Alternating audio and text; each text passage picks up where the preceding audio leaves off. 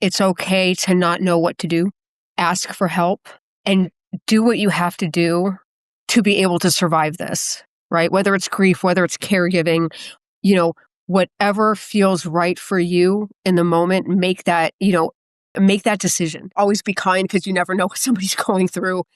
I'm that somebody, that's going through it. So to approach things with care and caution. So it's changed me in that way. It's changed me to really focus on what really matters at the end of the day. I used to get caught up in a lot of things that in hindsight were very petty. I do have faith. I have faith in where he is. I do believe that. I believe in heaven. I know I will see him again. I know it, I feel his presence. I want to make him proud. Honesty and being true to yourself, authenticity, and the courage that comes with just being authentic. That's my inner edge. I'm not hiding anything. I am who I am. Yeah, when you hold your husband's hand and your daughter is lying on his chest as he takes his last two breaths, nothing can really get you anymore, after that. Nothing can really get you down. Welcome to The Inner Edge, a podcast about leadership, self-mastery, resilience, and reinvention. Welcome to The Inner Edge. Today's episode is going to be tender, human, and deeply important. My guest is a respected executive, somebody who has been a former client of mine, who's experienced something that I would say is unimaginable to many of us. Her husband, who was diagnosed with a brain tumor about 2 years ago, and he died a year later. And she has just been obviously devastated, but trying to keep it all together and still lead her organization, lead her life after such a heartbreaking loss. So she agreed to be on the show today to have a conversation with me about this heartbreak, what this is like, and perhaps to offer some healing to herself, but also to any of you who are experiencing something like this. And I think are looking for a little bit of clarity or a little bit of strength. And I think that's all we can offer with something like this, because we can't have answers and we can't fix it. And many of us are used to fixing things, and this isn't something we can fix. What I want to do on this podcast is I want to highlight this because I think we don't spend time holding space for people. And what I want to do today is hold space for grief, hold space for heartache, hold space for some of the real things that we're going through. So thank you for listening. And I hope this sharing of Lauren's experience will relate to you on some level in any place where you felt grief in your life. So Lauren, it's a real honor to have you on today. I really admire you for coming on to share your story today. And I really am, what I'm looking to accomplish today with this episode, and for those of you listening, is really to create some space. I think we don't create enough space to talk about some of the real things that are happening behind the scenes in our lives. And Lauren's story is a doozy of behind the scenes. So Lauren, I'm just going to open up this space for you, and I'm just going to let you share your story and tell us what's happened and what it's like for you. I appreciate it. I've got my tissues right here and I'm already going to grab one. So thank you, Janet, for having me. We have a history, and I appreciate you having me here. This is actually therapeutic for me, to talk about it. But I'll just get right into it. October of 2022, October 27th, 2022 to be exact, was life-changing. Came home from work, came home a little bit early because I had to take my daughter to the orthodontist. And it was interesting because I was calling my husband on the way home from work, and, I always talk to him, and he sounded different, just didn't sound right. Something sounded off, and he's like, I'll talk to you when you get home. Okay. So I called my daughter and I said, "Are you ready for orthodontist?" And she sounded upset. So something was going on. And I thought maybe it was, father-daughter squabble or something. Right. Yeah, Right. right. I got home and parked, and my husband came out. My husband, his name is Chuck, and he came out to the car and he was crying and he said, "Something's wrong. Something's wrong." And I said, "What happened? What happened?" And he said, I was driving to pick up Maddie, it's our daughter, from school. And I just lost all cognitive ability with her in the car. He's like, nothing was processing. Lights had already turned red before I knew they were red. Next thing you know, I'm in the middle of the intersection. He actually got pulled over by the police. They did a drug test thing, Right. the Right. walk the straight line, right? And, he, in hindsight, he wishes he would have told the police that he had a cognitive issue, but he didn't say anything because he didn't want to scare our daughter, who was already scared because he had been running red lights and things like that. And Maddie he was only 1.5 miles from the house, and she was able to guide him home. And he just had a pounding headache, and he said, "I just feel something's wrong." And he thought it was like early onset Alzheimer's or something. And nothing like this had happened before at all. And stayed home from work, and the next day took him to the doctor. And he was just in a cold sweat. Something was clearly wrong. So, his doctor said, "Look, you can barely move. We're going to get you to the emergency room." Followed him to the hospital while he was in the ambulance. I followed him to the hospital. And, a few hours later, they did a CT and then came back and said, "We know what it is. Your husband has a mass on his brain. We're going to give him, anti-seizure medicine, check him into the ICU, and we're going to do a craniotomy first thing in the morning tomorrow." Um, and it was literally in that moment that my life changed. Um, you kind of think of everything flashes in front of you. And it was, I always thought I knew what my priorities were. My priorities, in words, was always my family. I do have a career. My husband's always been very supportive of my career. But it was in that moment that the only thing that mattered, it was like everything just went dark, and all that mattered was him and making sure that we're going to be okay.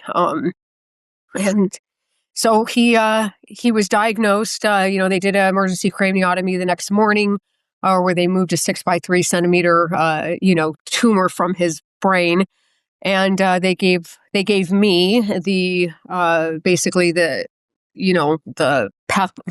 I'll say the informal pathology report, because the neurosurgeon had seen this before, and basically said, "Hey, we don't have the formal report in, but it looks like it's glioblastoma, which is in brain cancer terms, which is a grade 4 brain cancer. It's terminal. There's no cure for it. There's only a standard protocol where you buy time, basically, with chemo and radiation." And I knew this information before my husband did. So I had to live, and sit with that. He was doing great, after the craniotomy. It was like nothing happened. I'm like, this guy's going to survive this. I don't know what they're talking about. Terminal. I don't even know what that means. And then when they told him, when they had the formal pathology report and they told him what it was, he just went into warrior mode and said, "We're going to fight this. That's what we're going to do. Whatever it takes, we're going to fight." And he did. The prognosis was 12 to 18 months. And being a perfectionist as he is, he said, "I'm going to beat this. I know statistics. I'm an engineer, and I'm going to beat the statistics. I'm not a stat. I'm going to beat this." And he did. He beat 18 months. Lived 19 months with it, and passed away on May 23rd, 2024. And that is our story. And now I'm living without him, and this grief that is absolutely overwhelming. You see these quotes, and I know you see them all the time, Janet. And I'm a big follower of leadership and your leadership podcast. Um, you see these quotes that say, "Always be kind because you never know what somebody's going through." I'm somebody. I'm that somebody. That's going through it. and yet still has to, show up somehow when I don't even know who I am most days, just trying to survive every day. How do you think this has changed you, Lauren? Oh, I'm a leader, and I am definitely a more empathetic leader. Because of it, you always think that you're empathetic, or you always think that, you're a caring leader and you care about your people. It is more so now, because really nobody knows what I'm going through, except for me. And so now, when I'm meeting with my team or I'm meeting with, anybody, I kind of think, they can have anything going on that I have no clue about, so to approach things with care and caution. Um, so it's changed me in that way. It's changed me to really focus on what really matters at the end of the day. I used to get caught up in a lot of things that in hindsight were very petty. Um, in hindsight, right? They seem like big deals at the time, but in hindsight, they were really very petty. Um, you taught me, Janet, to always look at things, from the mountaintop, right? Look from the mountaintop, kind of step outside of yourself. And while I tried that, it wasn't until now that I really get it. I get what that means. Not sweating the small stuff. It's more than cliche. Time, is precious.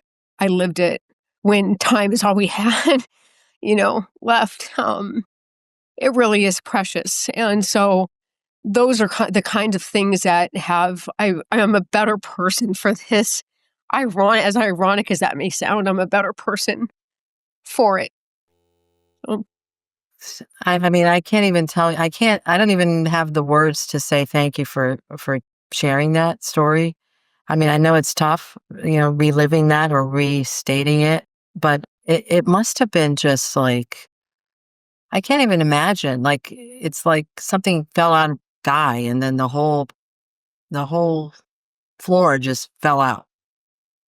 I mean, Surreal.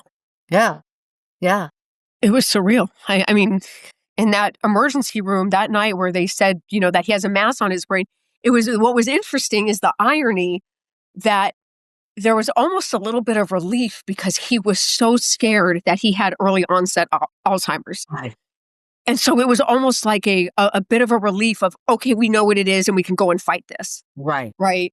Even with the prognosis, I mean, even with the diagnosis and then the prognosis, you're not going to tell me that, I'm going to die. I'm going to fight this. And he fought all the way to the very end. I mean, he didn't lose cognitive ability until, I would say the last 4 days, the last 4 days of his life. Um, he lost the ability to walk and, those types of things, and lost his balance and was falling a lot and things like that. I mean, it's the brain, right? Um, but he didn't lose who he was. And that was a big fear of his. Um, and so I would say that, some people with this disease are not that fortunate, right? It either takes them very sudden, or it completely changes who they are, depending on where the tumor is and things like that. But, yes, it was absolutely surreal. Like, I'm going to lose my husband. But by the same token, it was eye-opening. I knew exactly what I had to do, exactly what I had to do. There was no fear for me to say, I need to take time off. There was no fear for me to say, he is my priority and I am going to be his caregiver. At the time, I was working programs where you can't take work home with you type of thing. And I knew exactly what I had to do, to the point where, I talked with my leadership immediately and said, look, I'm not looking for favors. This is what I need to go and do. I just need a job when I get back. That's all I'm asking, right? I'm not looking for special treatment or anything. I just need a job when I come back from leave, based on how his protocol is. And by the way, that job has to be from home while I take care of him, because I don't know what's going to happen next. I have no idea what each day brings. And I was very blessed and fortunate that the company fully supported that. Very blessed and fortunate that I was able to do that. But even, if there was a different business decision made, I still would have been okay. Yeah. I would have figured it out and I still would have been okay because I was that set in I am going to take care of him and this is just what we have to do. Oh, wow. You know, I'm thinking about, I mean, just everything you're saying is so sobering. And I'm thinking about, I have a really, really good friend that I've known since I was in high school. We're friends. I mean, her daughter is my goddaughter. And she lost her daughter suddenly when her daughter was 10. It was just sudden. She had a heart attack on the playground and she didn't come back. I mean, she came back and she was in the emergency room and didn't speak again. So she didn't even get to see her. And I mean, she would have been 25 now. So this is 15 years ago. And she tells me that grief doesn't go away. It doesn't go away. So when people say, "Oh, are you getting better?" It's not better. You know what I mean? That doesn't get better. What it does from her perspective is it just ripens. It just kind of sits with you differently. Mhm. What's your experience so far? Yeah, so it's been over a year. And I was given the warnings that, oh, year two is even harder. And I'm like, how can year two be harder? Year two is harder. It doesn't get better. It gets different. Yeah, that It that's gets different. what you meant, right? Yeah, Yeah, it just gets different. I don't even know how to explain it. I mean, there are days the shock has worn off a little bit of everything. I mean, there are still days where I feel like he's going to walk through the door. There are still days where I say to myself, this can't be real. There's a lot of anger now. Um, like, why? Why did he get cancer, brain cancer out of all things? So there's still that. And, people call them stages of grief. They're not stages, they're cycles, and some they're waves of grief. And sometimes you're going through all of them at the same time. Sometimes it's just one. Um, but I've accepted grief as my ride or die. you know, I don't like it, but I've accepted it. Because the love doesn't go away. And that's what a lot of books I've read and things like that is love that's got nowhere to go. And that is true. I love him. He's physically not here, but you don't get over something like that. You just don't get over it. You move forward, but you don't get over it. yeah. I think that's exactly what she was trying to say, and I can feel that. I mean, it's like, wow. So I'm going to ask you this really weird question. How do you find meaning in all of this? Because, sometimes it makes, I don't know if it was me and it's not me in this situation, but it would make me question meaning in life, and everything, like why? Like even when Gabriella died, my friend's daughter, I just couldn't understand why. Why a 10-year-old girl? Why did this happen? So how do you find the meaning in it, in all of this? I have faith, I do have faith. I have faith in where he is. I do believe that. I believe in heaven. So I believe I know I will see him again. I know it. Um, I feel his presence. I want to make him proud, right? So I have kind of like a what would Chuck do or what would Chuck say in the moment. He was one of my mentors too, my mentor that I came home to. And, so I do feel his presence. There is purpose from this pain. I don't know if I have exactly found it, but I will tell you that, with some of my openness, I've been open on social media about this because it's therapeutic for me. It's easier for me to talk to 4 billion people that don't know me, than it is sometimes to talk to your own family, or people that you're close to because they're uncomfortable. They're uncomfortable with your pain. And it's not their fault, right? It's human nature to be uncomfortable with somebody's sadness. So I find it therapeutic, to get my feelings out there. And the response that I've received from other widows or from people that have lost children, that it's okay not to be okay, um, that is helping. So I do find some purpose in that somebody's getting something from this. I've actually had people come to me from work, at work, that, have asked, can I talk to you? Because I know you get this. Right. And so that's giving some meaning to this. Right. If that answers the question, Yeah, no, that's where some of the purpose is more coming. meaning. Yeah, no, absolutely. It's just hard. I can imagine being it really hard to find meaning in like why. As you said, why did this happen? It's like why. And I guess that's an answer that is not going to come. The why. And so when we're so out of control, something like that happens. It's just so. Lauren, tell me this: what are people doing that is helpful, and what are people doing that is not helpful? That is a great question, and it's a great question. Thank you for thank you for asking it, because again, it's human nature. I used to be one of those people. I mean, even I belonged to not a widow's group, I'm sorry. Before he passed, I belonged to a Wives of Glioblastoma page. Okay. And we're all learning from each other, right? And I remember when wives would say, my husband just passed away, and here I am still caring for mine, and we're fighting this, right? And I would say ignorant things that I didn't realize were ignorant at the time. I would say, oh, be at peace knowing he's at peace. Not helpful. Now that I'm in it, not helpful at all. And I actually went back to those people and apologized and said, completely not helpful at all. My intentions were pure, but not helpful. So Why is what that? helps? So let me just get it because Sure. so somebody's saying that what's not helpful about that, just so that we get it out there, people listening. Why is that not Yeah. helpful? When people tell me that, oh, he's at peace, he's not in pain anymore. I know, right? I know he's not.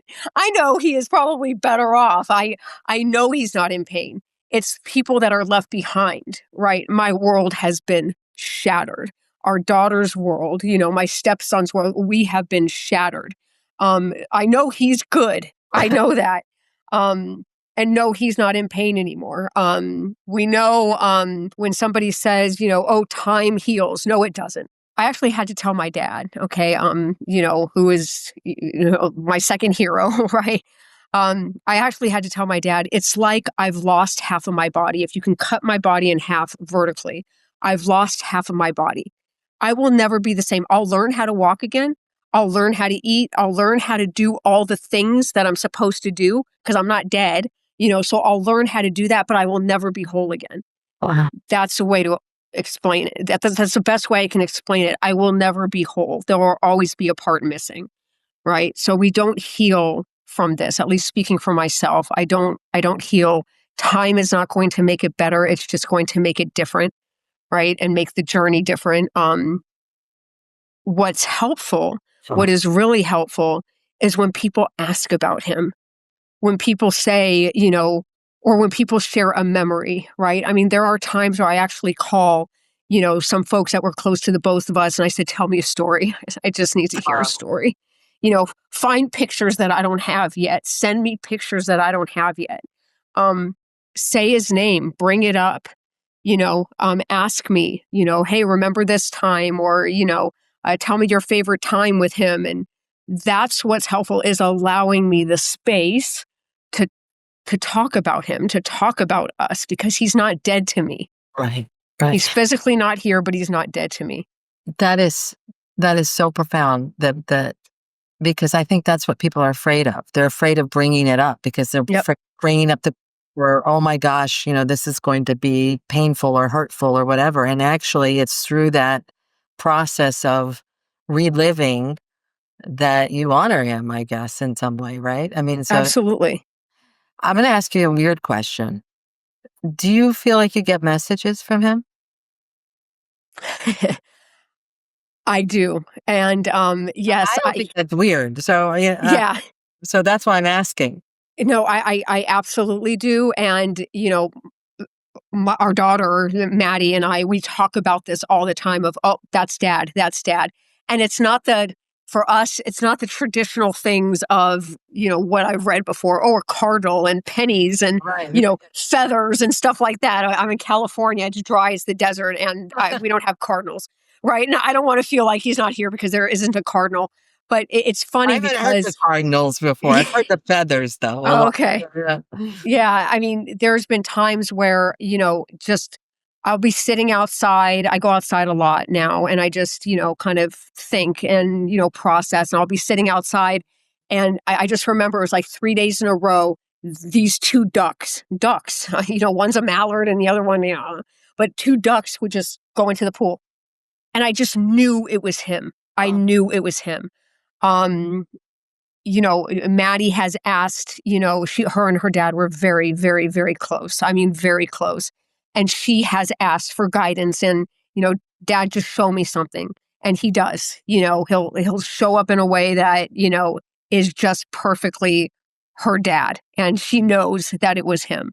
So I do. And days where I don't, I feel like, where are you? That's where I feel a little bit lost.